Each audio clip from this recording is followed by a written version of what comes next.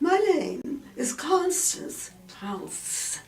P-U-L-T-Z. I always do that. Nobody ever catches it. They think it's Pope or never mind what else. And yes, and I came here to Charleston in, I think it was 1979. And I came here because I've been shopping around for a place south of the ice and snow. And I tried Savannah. And Savannah's a lovely old city. I almost moved to Savannah, but Charleston was the place with the warm, welcoming ambiance. So I came here, and the first thing I knew, I was being dragged into a meeting of the Poetry Society. And we had people, I would say aged from maybe 2 all the way up to maybe 80. And it was a very Catholic group. So we were all very happy. It was nice. And I asked one of the experienced members, how do you get to be a member? And she said, oh, you just come. And I had been writing for quite a while, since I was 8 years old, I guess you could say. So I submitted some pieces to the Poetry Society, and some of them won prizes and some of them didn't. I was interested in the writers group, and that was started. The interesting thing about the writers group is it was begun, its mission in life, I think in 1921, and it progressed all the way through various wars, important ones, the small ones. Never stopped. Its meetings went on all those years until this very year we have something called the Writers Group. And it's an interesting thing because the Poetry Society itself did have a few breaks during a war. We had to stop. Well, everybody went to war. But the Writers Group, writers didn't go to war. It's not done the way I did it a few years ago when I was writing poetry. Now I do not write poetry. I write fiction, and so I do not feel that I am one who should submit poems that I did 20 years ago. So I don't do anything. I act as a kind of a monitor and throw in whatever I feel like throwing in at the end of the whole session. But mostly it's for the participants, the ones who are really writing poetry as of now. That's what it's about. You're not supposed to hash things that you did 30 years ago, stuff like that. You don't have the same point of view. I don't believe in it myself. Because if you look at what you wrote 20 years ago, and you think, oh, this is so wonderful. And then you looked at it and you think, what on earth am I talking? Participation by the members of the Writers Group. And they bring their recent work, it's recent, and everybody says, mostly they say, I like this poem, but, and I say, is there anything that you dislike in some poem or other? And no, everybody likes something about it, but all the buts come along. But I was wondering if this here is, and how about this over here? Have you thought about such and such and such? And then the poor writer of the poem has to sit patiently and wait till they've all got through with their, I like it, but. And then he says what he meant by this, and what he was thinking about when he did that, and so on and so on. In short, he gives the background of the poem, which is very interesting for everyone else to learn about.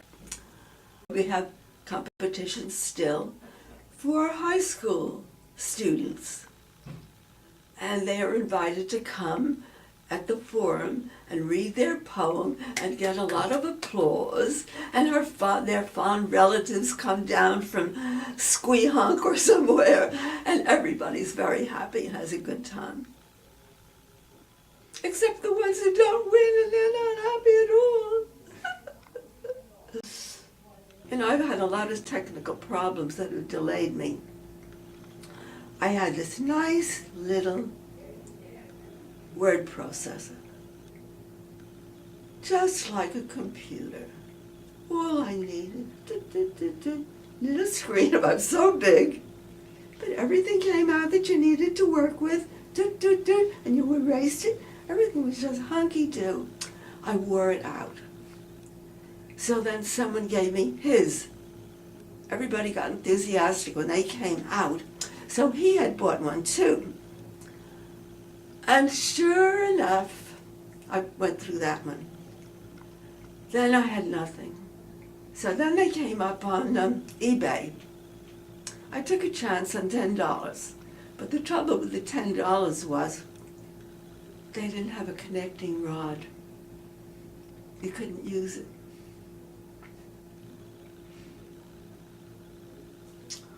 So anyway, that's as close as I've come to Las Vegas. So anyway, now I'm down to an electronic typewriter, which has the grace to show me what I have just written. But the only drawback is you can't erase it, except erasing with an eraser, and then, So, and then I keep thinking of ways to improve it and broaden it and so on and so on.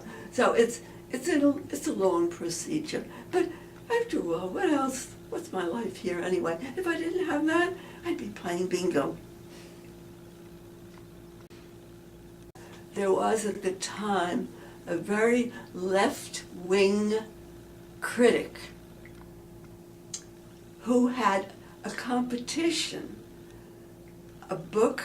He got some publisher to publish this book of such and such a year, and I was in it along with a couple of bigger names than I was, and it was a short story with nothing left-wing in the world. I thought that was very big of him to choose something like that.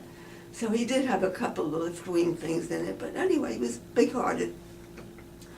And then the New York Times picked it up and said this was a flawless short story. Well, guess what the publishers did? They all saw it. So I had an offer from Little Brown, Atlantic Monthly, and so I sent it to them. Oh, they had said, quote, "Do you happen to have a novel?" Well, I was just finishing this novel, so I sent it up. And the editor came to town, and we got to know each other. In those days, editors had friendly relationships with people. We used to correspond back and forth. He'd send me 2 or 3 letters a week, They don't have time for that now. They're busy marketing. So anyway, he liked the book and all that stuff, but guess who didn't like it?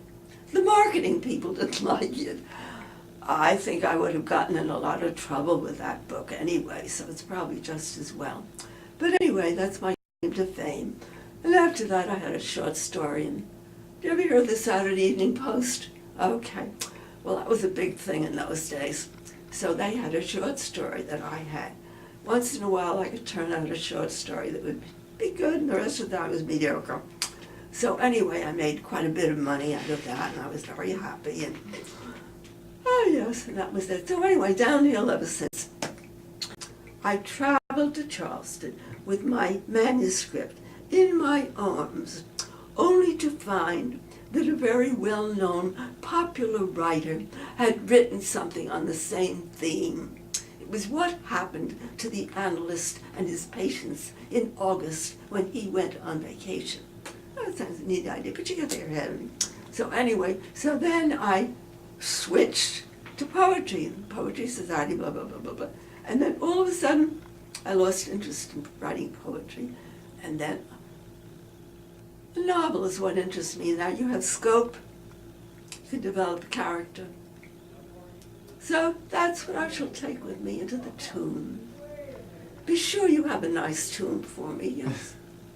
I'm going to be cremated, but I'll take my little book with me anyway.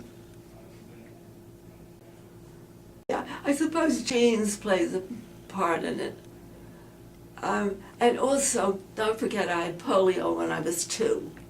And you have a choice. Not that I had a conscious choice, but you either and let everybody do everything for you. Or you try to be just like everybody else, and that's the way I was. So I used to climb trees with the kids. The only way I could climb was to hang on the branches up with my arms, you know. So anyway, I think you're born with an instinct of, not an instinct, but an impulse to do either one. She believes everybody dislikes her. Consequently, she dislikes everybody. She said to me only yesterday, "You're the nastiest person I ever met." And I thought, well, lucky you.